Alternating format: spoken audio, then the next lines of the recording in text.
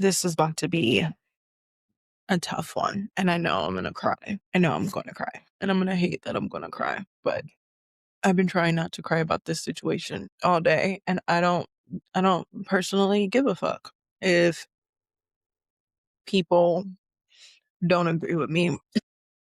If people don't agree with what the fuck I have to say, none of it. I don't care.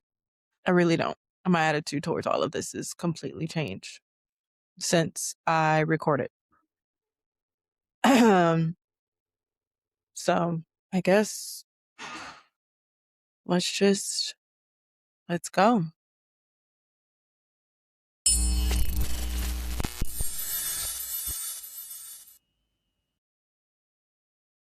So I originally recorded this whole episode covering the secret life of Mormon wives. Ironically, although I checked my audio the whole time, I don't know if it was the background that was loud or there was something going on, but I have no audio. So the entire episode that I recorded about the secret lives of Mormon wives, part 1, didn't get recorded. And I think that that is because there's something else that needs to be talked about here.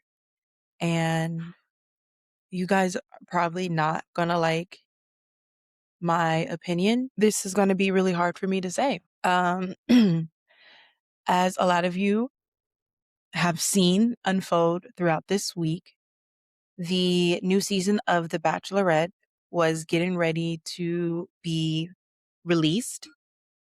They were in the press of it, and on the helms of the press day, Taylor Frankie Paul's ex and father of one of her kids put out allegations on Taylor Frankie Paul and of domestic violence. The story has continued to unfold. We as people obviously don't know truly what is going on. When I first recorded, I talked about this, but there was a video that was released today, which is also very interesting timing. And we're going to talk about that. That showed Taylor Frankie Paul's behavior in 2023 that she was accused of and that she had pled guilty to. Why is this important? Obviously, because new charges are being brought upon her, but also because it seems very calculated. The release of all of these things, it's hard to see. And you guys don't know me, but I've said this about things that aren't just against women. I've said this about things that are against people, men, whatever. It's hard to see when someone is getting ready to prosper, is getting ready to have these beautiful exchanges, have opportunities, really grow in their life, and those opportunities to be shut down by men and by the choices of men not wanting to see a woman that they used to be with, that they used to date, that the mother of their child succeed. This is such a personal subject to me. If you do not know, I grew up in a household that had domestic abuse displayed. If you do not know, I was in a 8-year relationship with someone who was a liar and a cheater. And although I had the wherewithal to not get into a physical altercation, there were several moments of my life, especially in that relationship, where I was not sane. And there were threats towards the end of that relationship from someone who the person who I was with was cheating on with, and a situation that had gone on for months, probably longer, gone on for months for my knowledge, definitely longer for other people, the lies and everything. That when I decided I wanted to get out of it, I no longer wanted to be in the cycle that I had been stuck in for 8 years. I'd lost friends. I've had fights with my friends about it. When I decided I wanted to get out and I wanted to break the cycle, I was threatened with videos of me that were of a certain nature, that were private, that because I wasn't behaving or operating the way one person in this 3-person ended up situation, not by choice, that all of my business was threatened to be put out into the universe. That was something that I dealt with multiple times. I have been a victim to a situation that is not only toxic, but detrimental, and I've been unable to leave. One of the things that I've noticed with this Taylor Frankie Paul situation is that when she is finding her footing to escape, when she is maybe, from what we don't know, finding her way out, she's being dragged back under. And we're going to think critically here. And I know that for some of you that might be really hard, but we're going to try, because the only way to get an understanding of this is to understand how the system operates. That's definitely something that we're going to try to do. So let's talk about it. The evidence in the video, and yes, I've watched the video, and I'm going to be petty real quick before I talk about it. A lot of y'all are getting off on the fact that this situation involves a woman who could potentially be involved in domestic violence. A lot of you are getting off. And it's almost as if you need this as an indicator, as a justifier to malicious behavior by men. And once again, we said that we're going to speak critically. So let's speak critically. When you watch the video, you see a girl clearly unhinged. It's not someone who is angry. It's not someone who is furious. It's someone who is sad and who is broken. While she is unfortunately throwing the chairs, what you see is a girl who is broken, who is hurt. What she says is, "You did this to me. Why did you do this to me?" And one of the lowest points in her life that is solely based off of the abuse that she experienced from this man is being videotaped. And one of the things you pay attention to the video, this person is not trying to escape truly from this situation. This person is continuing to record the situation. And although it may seem like they're not adding to the fuel to the fire, the in-betweens are very clear that they are adding fuel to the fire. It seems like a situation that really heated and hurtful. And it really seems like we are watching someone's emotional breakdown. And I am an advocate for mental health and mental health awareness. And what we are witnessing in this video is someone having a breakdown. And then instead of sharing the video that he claims that he has of her in the act while she's doing it, recently he shares a video of a situation she's already confessed to, done her time for, and has already been punished in the media for. And that was not enough for him. This is how this man treats the mother of his child. This is how this man decides to celebrate their son's birthday. And it's giving blackmail. It's giving, I didn't get what I want. You didn't do what I want. So now I'm going to hurt you. And we're just eating it up. And this is one of the reasons why when I talk about pop culture, and I've had many, many conversations about that I don't just talk about people's mental illness. I don't make comments about situations where people are clearly having a breakdown, because it's unfair. There's a difference between someone being evil and experiencing evil. And what we are watching is someone experience evil. When I watched the season of The Secret Life of Mormon Wives, what was abundantly clear was that Dakota wants to hurt Taylor. What has become abundantly clear, even more now in this situation, is that Dakota wants to hurt Taylor. I didn't finish the season yet.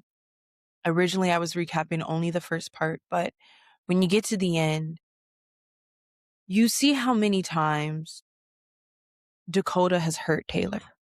You see how many times this woman has broken down about this man and his choices and his decisions and everything that he has done. You see a woman be emotionally abused by a man, a woman that becomes hooked on the pain because only after she experiences that pain does he get nice to her.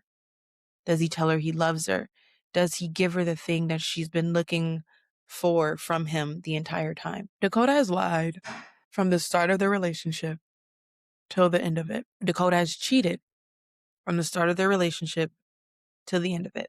And meanwhile, he has been allowed to have a platform where he can gaslight her, where he can emotionally abuse her, where he can put her down, where he can cause chaos in her life. And unfortunately, we, the viewers, helped give him that platform. And now, unfortunately, he's using that platform to bring her down. And not only that, she potentially broke again and lost another piece of herself again and is not given the grace to be able to do that in private. A lot of people get mad at me when I say things despairing about men, but I want you to look at how this situation is being handled and how all of a sudden, in situations before when domestic violence is accused in men, there's uproar, there's questions about what did the woman do to deserve this? What did she do? How did she egg him on?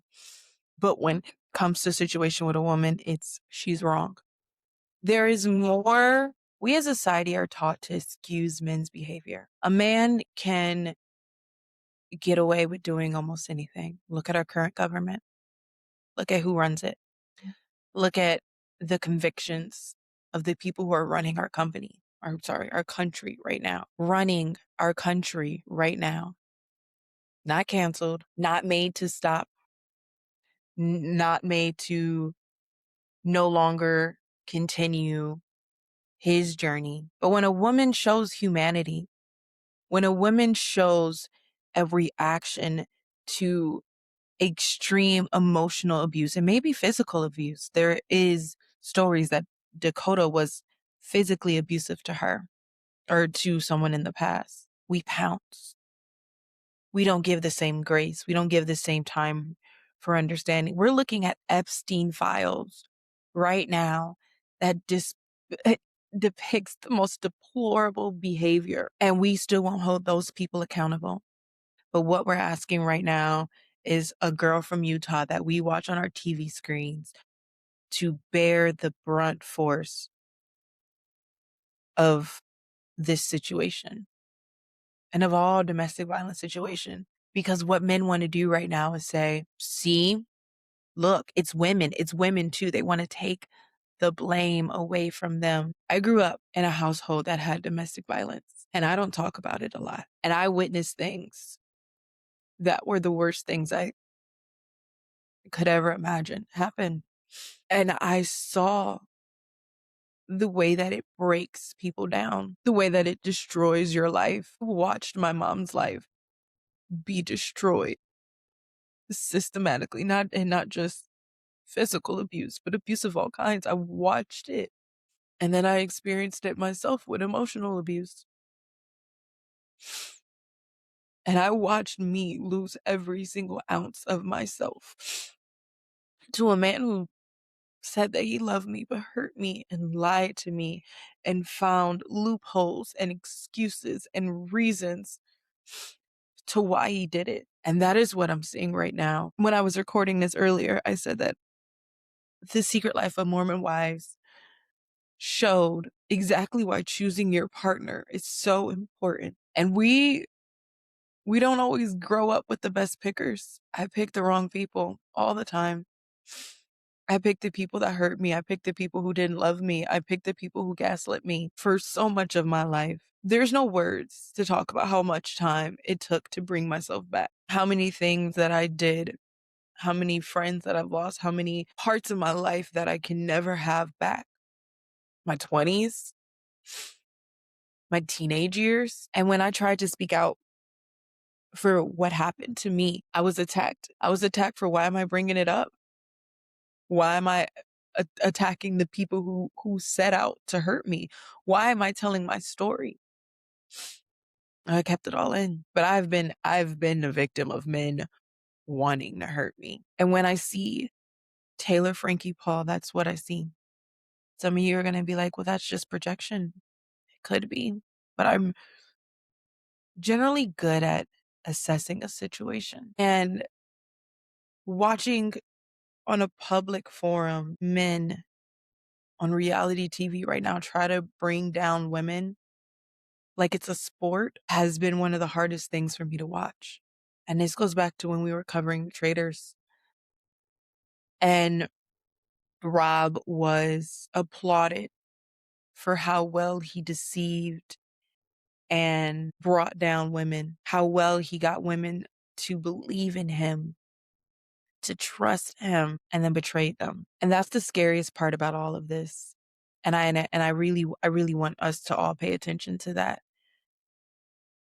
is how dangerous a toxic man can really be. In a few weeks, I'll be releasing a podcast that talks about how we as women and the younger generation can start to really look for those things, the indicators, those red flags, even some of those beige flags of a man who just wants to hurt you. And they're out there. People got so mad when I said that Black men get off of hurting women, and they do, Black women specifically. And I think it happens interracially. There's something that's going on right now. There's something in the air right now that's making these men more volatile. And they have a platform now. They have people excusing their behavior. They have friends. Dakota's friends excused his behavior over and over and over again instead of holding him accountable. Taylor's friends held her accountable. Dakota's friends did not. Dakota's friends, they lied for him, aided and abetted him, hyped him up while he continued to take the light out of Taylor Frankie Paul. From the moment he met her, he lied. He slept with women. He lied. They take a break. He tries to get back. In the meantime, while he's trying to get back to her, the whole time he's talking to other women.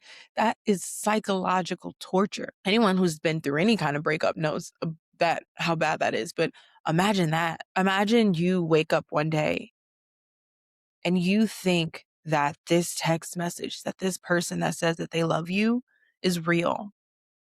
And you believe it and you trust it and you get back together with them. And then you find out that it was all a lie. And you want so deeply and so desperately for it not to be a lie that you do whatever it takes to make it so. I've known so many women get beaten and broken by men. And what you may see on the surface is a woman enraged and crazy and hooked on the drama. I see a woman suffering.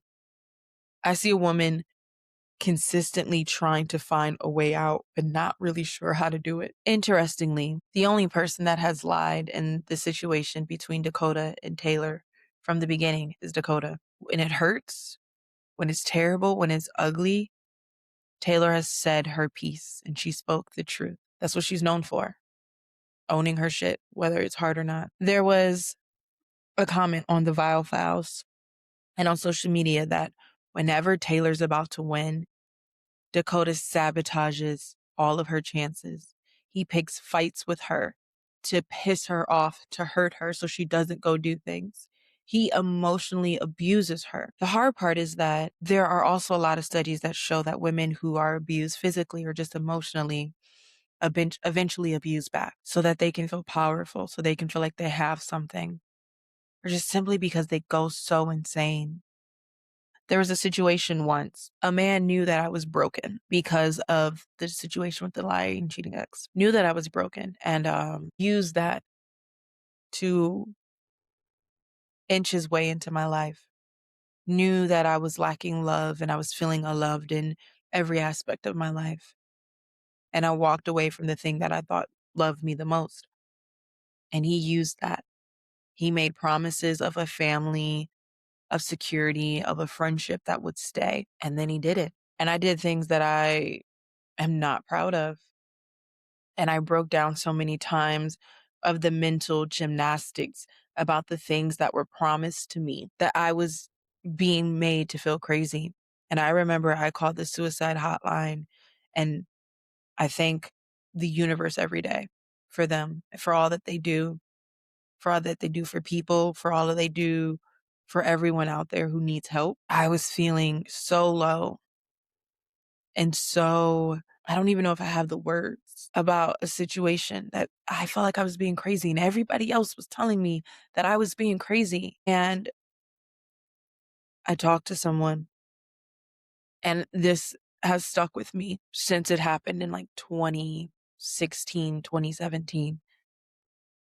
They said, "You're not crazy. You are trying to make sense of everybody else's crazy, and that is what is hurting you. You're the sane one in this situation, but everyone else around you is behaving and expecting like something from you that is insane. Everyone else around you is behaving in a way that is detrimental. And because they're doing that, you are convincing yourself that you are crazy and you are responding how someone in your situation would respond. And they are not allowing you or giving you that grace to do it. As women, we're not often given grace as much as people like to say differently.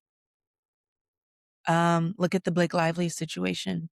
I've been wanting to talk about that for a while, but look at the Blake Lively situation. The tactic of Justin Baldoni is not really been to say that he didn't do these things, but to say that she was such an evil bitch, that she's such an unlikable person. He decided to attack her character, to defend himself, to protect himself from his own bad behavior, and not just against her, against many other women. He chose that. He did. As a woman, I hate to sit here and I hate to watch this just continuously play out. I hate to see so many women not have the resources, the opportunity, the knowledge to get out of things. I wish I could do more. All the time, I wish I could do it. My voice is so small. I've been fighting a really long time to hope that my voice gets bigger, to hope that the things that I've been advocating for and talking about can reach people, but maybe it'll reach someone listening now. It's sad to see. It was sad to see in that video. It's sad to see now. And what I do hope and what I do truly believe is one thing: the truth will out. What is meant to come out will. And while we're holding these women in society accountable for the actions of men, and women have been held accountable for the actions of men for centuries, that one day we will get that justice. That one day Taylor Frankie Paul will realize that she is worth so much more than this, and that this doesn't break her. And you know what? We don't even give a shit about her mental health. That this man has launched a smear campaign against her at what could be considered the height of her career. We don't give a shit about her mental health. We don't give a shit about what this is doing to her. And him, as the father of her child, wanting to put that video out there, even though the situation had been resolved, even though the situation went to court, even though the situation ended, wanting to put that video out there at this exact time says a lot. Always pay attention, not to people's words, but to people's actions. It'll always tell you more.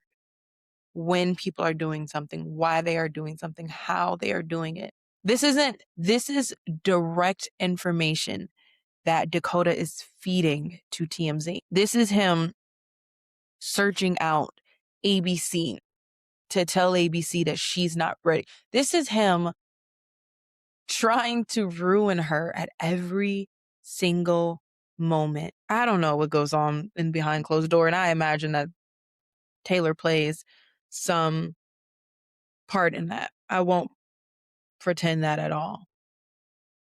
But I will say that the way that someone moves, when someone moves, that's important. When I used to work at Dave & Buster's, I had a friend, her name was Cassie, and she said to me once, "You don't really say much sometimes." I was like, "No." She's like, "But you see a lot." Yeah, she's like, "I watch you and you're always watching." Hmm. I am. I'm always watching. I'm always taking in information. I'm always analyzing. What does it say about these people? What does it say about these situations? All of that. I'm always paying attention. Best believe I am. Because when you do that, you see how people move. And I've learned to do that the hard way. I've learned that I needed to do that through things that I've experienced in my life. But pay attention. Just pay attention. Because what the media wants you to see isn't always the truth. Again, you look at the Huda situation. Recently, it was reported by TMZ that Huda was sending threatening messages to Lewis's baby mama about the child and everything. A day later, it came out that entire story was false. That entire narrative was false. And so what I hope for Taylor Frankie Paul is that one day she gets to stand in the sunshine of her truth. She owns up to the part that she played, but she gets to stand in the sunshine of her truth. My best friend committed suicide. This is the first time I'm going to say this, and it's going to cause so much drama. Part of the reason why my best friend committed suicide was because she was in an abusive relationship. And I watched it destroy her, and I watched it destroy our friendship. And I watched her break herself backwards and convince herself. And I watched it hurt her. And the people around her watched it hurt her. And she believed these things that were said to her. She wasn't good enough and she didn't deserve this. And I watched a man destroy her. And then I walked away. Not because of that, but because she pushed everybody else away, and because she didn't know what to do and she didn't know how to handle it. And the night that she took her life, and she got into the biggest fight with her husband, and she wanted to leave the situation. She had messaged friends asking if she could stay with them to leave the situation, but she didn't. She never got out. And that's the reality of these situations where it's physical abuse or emotional abuse. Sometimes they don't get out. Sometimes there's not a happy ending at the end of this. And while we are all applauding this man, I wish that we could take a second to really see what he's doing and how it can hurt her. I would give anything to know what the right way to handle that situation was. And I'm not gonna pretend like Jessica didn't give back, but it was reactive. And I imagine if someone would have recorded Jessica as she was reacting to an abuse and painted her out to be the bad guy. She was so afraid of what everyone was gonna think about her. What would happen if everybody knew? And she couldn't. She couldn't live in that. She couldn't stand in that. So she did what she thought was her only option. And now I don't have my best friend anymore. That's the real life consequences of these relationships that we're just glancing over and just talking about and judging casually as if there aren't real statistics. I lost my best friend to something just like this. Never gonna get her back.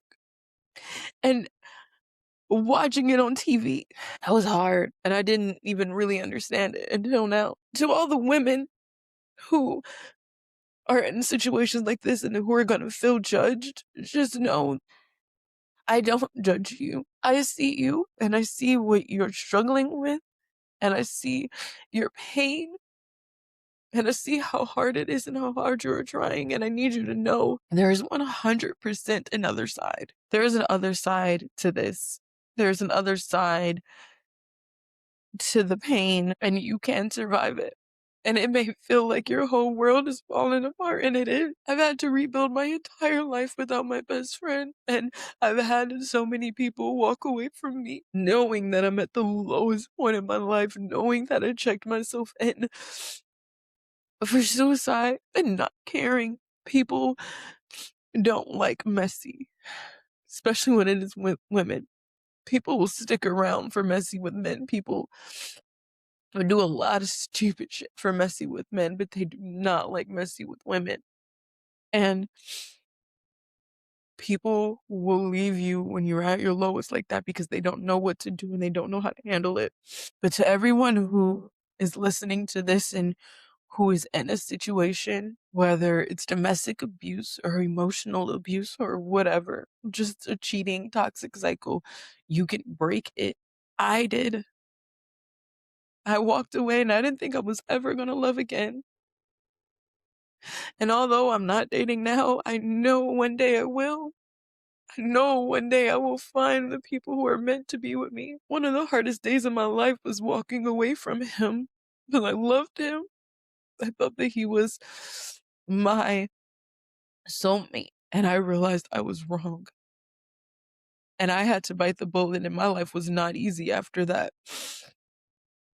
And after other situations, I've been depressed and I've been broken and I've battled health issues among all of that. But the other side, what I've learned, how I've grown, the opportunities that I'm having right now, it's all worth it. Don't ever let a person determine your worth. Even if it's not a man, if it's your mom, if it's your dad, if it's your brother, whatever. Don't ever let a person determine your worth. Don't ever let a person determine what you can and cannot do. Your life matters. And I'm so sorry that Taylor Frankie Paul has the worst moments of her life public for everyone to judge and say something about. And I send my love and I send my blessings to her and her family and her kids because her kids are now being dragged into this because of this man. Taylor, you're gonna make it out of this. I promise. On everything, you are going to make it out of this. And one day, as hard as this lesson is, you will see the other side. Just please hang on. As someone whose friend, whose sister left her, please hang on. And to all of these people that are judging, wait. Be kind and be cautious and be careful. There's so many people that you give excuses for. Chris Brown, all kinds of people who have done terrible things to women that you still support and you go to their concerts and they get all of that no matter what they do. Show some compassion and show some love. I'm going to end it here. I didn't even expect to talk this long. I was supposed to be covering The Bachelorette with my friend and sister Maya, but I don't know what's going to come next for recap, so I can't let you guys know. But be kind to yourself and be kind to others and be kind to this world. I will talk to you all next time. Bye.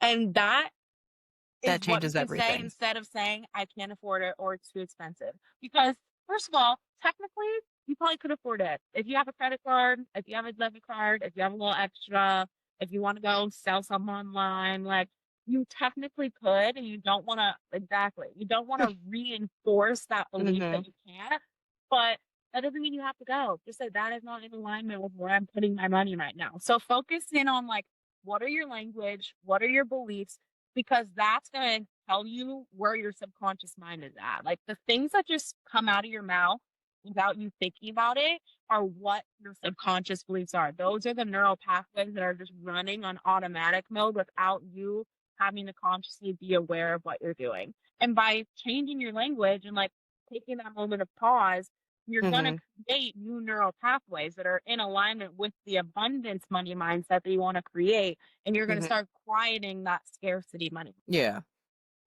No, I totally agree. I think that I get caught up in that a lot and I'm trying to change it. And it's so, but like, here's the thing that people don't talk about. It's so hard. Yes. It's not an easy thing to do, and it's not something that's another thing that frustrates me about the TikTok stuff, is it's not like you go to bed, you say these things, you wake up the next day, you have one. You like you were saying about conscious reprogramming, like it takes time. That's one of the things that when I pulled my tarot cards yesterday, it was like this all started with this, situation with a guy that you were drawn into, and that led to this, and that led to everything falling apart, and which is the Tower card. And if you guys don't know anything about tarot, the Tower card literally means everything is falling apart. And I've never lived in my tower energy more than in this moment in my life. Like everything around me is legit. I really wish I could make it up. It's legitimately falling apart. But the beautiful thing about it is that it does it because whatever foundation you've built wasn't a foundation that was stable. It was a foundation that you built because you were just learning or you were just growing. And, Yeah. the whole major arcana of tarot is a journey. And then, when you start like the fool's journey in the beginning, you're just kind of getting in touch with it. You know what I mean? And when you're just learning, you're not building the right foundation. You're building the foundation based off of the knowledge that you have. But Yeah. to get to your actual final goal, you have to really do work of tearing yourself apart so that you can rebuild yourself in the right way. 1,000%. I always say, like, at the end of the day, you have to be consistent. And again, like, I'm a neuroscientist. It's everything I do is proven and backed by neuroscience. And they say Hmm. it takes 10,000 repetitions to create a new neural pathway.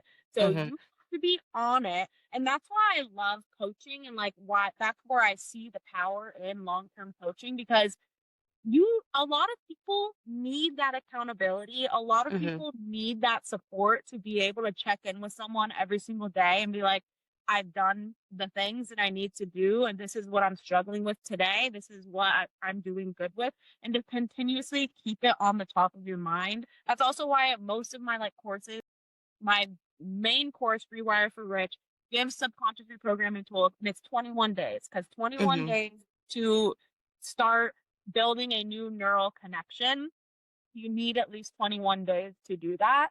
And Yeah. so everything is set up to provide the consistency because at the end of the day, that's what you need. You need consistency, and it's normal for people to fall off, and it's even Hmm. more normal for people to stay off when they fall off. Like getting back on is the hardest part because people feel like they lose progress. It's not worth it anymore. I have to start from the beginning. Hmm. And with this, it's not starting from the beginning. That neural pathway is still there. You just have Hmm. to start reinforcing it again and activating it again. But if you fall off and you lose 3 months and you don't do it, just start again. Just get back on it. Just get back Just on it.